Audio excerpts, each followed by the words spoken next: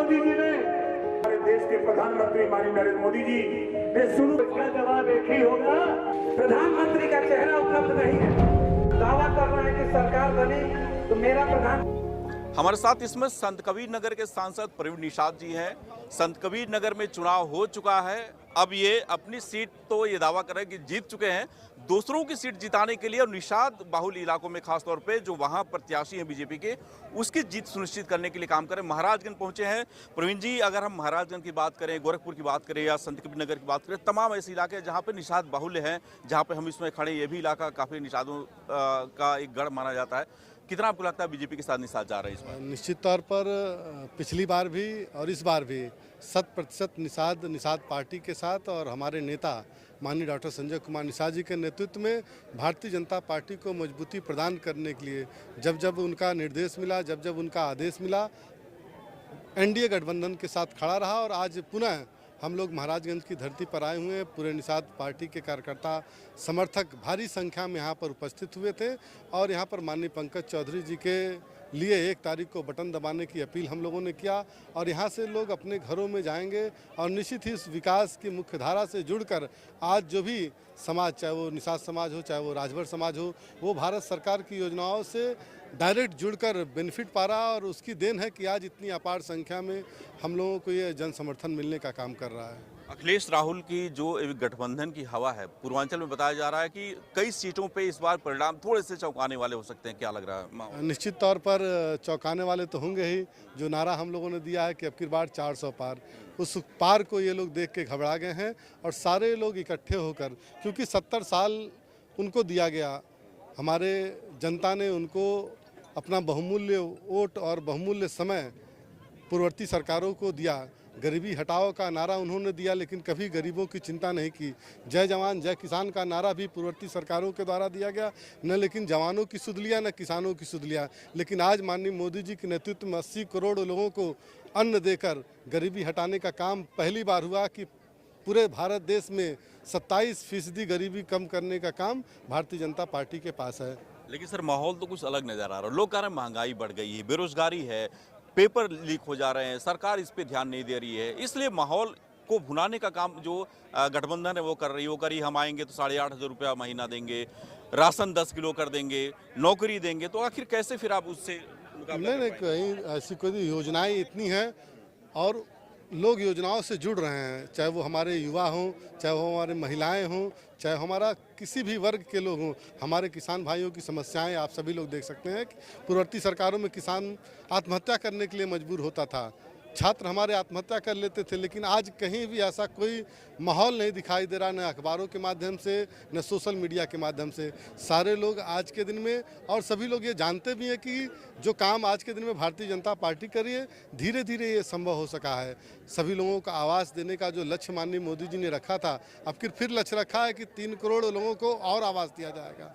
हमारी गाँव में रहने वाली महिलाएँ वो सीधे सरकार से जुड़ गई हैं और पहले हम लोगों ने 1 करोड़ लखपति दीदी बनाने का काम किया। आने वाले समय में 3 करोड़ लखपति दीदी हम लोग 2027 तक बनाने का काम करेंगे। और सीधे स्पष्ट दिखाई दे रहा है कि जो देश 11वें नंबर पर अर्थशक्ति के रूप में 2014 में था, आज 5वें नंबर पर है।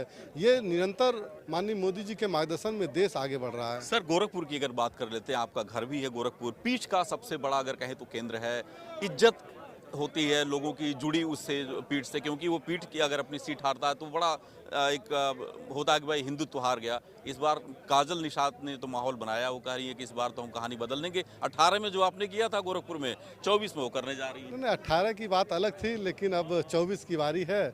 फिर से मोदी जी तीसरी बार प्रधानमंत्री बन रहे हैं और इस बार भारतीय जनता पार्टी के साथ निषाद पार्टी है, अपना दल है, सोहेल देव भारतीय समाज पार्टी है, राष्ट्रीय लोक दल है। सारी पार्टियां मिलके आज के दिन में चुनाव लड़ रही हैं और निरंतर हम लोग काम कर रहे हैं। और भारतीय जनता पार्टी का, निषाद पार्टी का और अपना दल का एक एक कार्यकर्ता गांव में जाके आप देख पा रहे होंगे कि गांव में एक माहौल दूसरा है।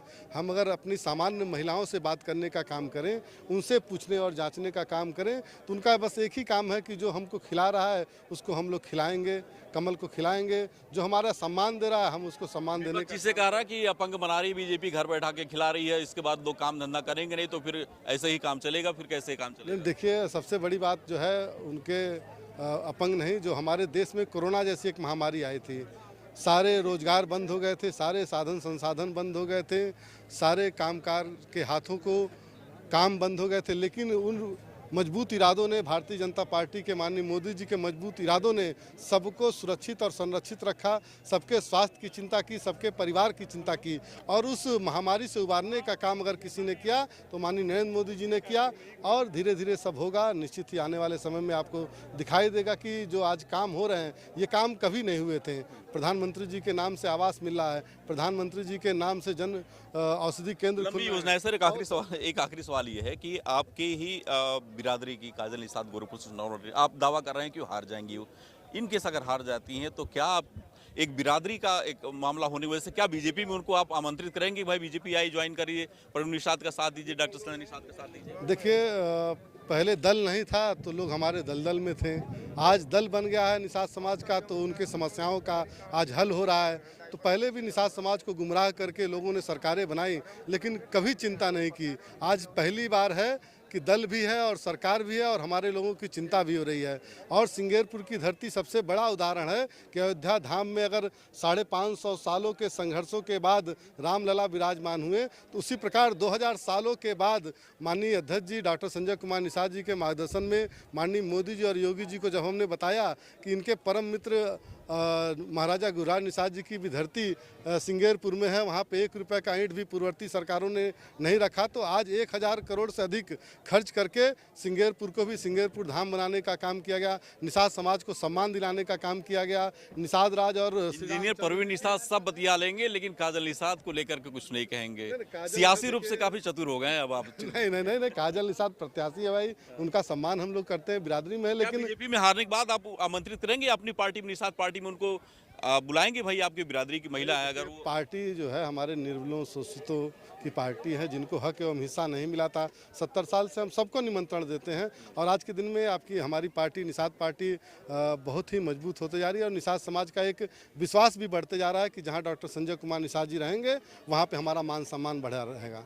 धन्यवाद। तो इंजीनियर प्रवीण कुमार निषाद इस बार ये मान रहे हैं कि पूर्वांचल ही बल्कि पूरे उत्तर प्रदेश में इस बीजेपी की एक लहर है और खासतौर पर निषाद पार्टी जो सहयोगी पार्टी बीजेपी की, वो उसके साथ मिलकर के जो 400 पार का नारा बीजेपी का, उसको सार्थक करने का पूरा काम कर रही है। तो मुझे और मेरे सहयोगी अभिषेक को दीजिए इजाजत। नमस्ते। मोमेंटम बेतिया हाथा चौक का जेईई मेन 2024 में ऐतिहासिक परिणाम। 8 students above 99.5 percentile and 16 students above 99 percentile। Gorakhpur में IIT जेईई और नीट के लिए बस एक ही नाम, मोमेंटम कोचिंग बेतिया हाथा चौक। कॉल 6389138703।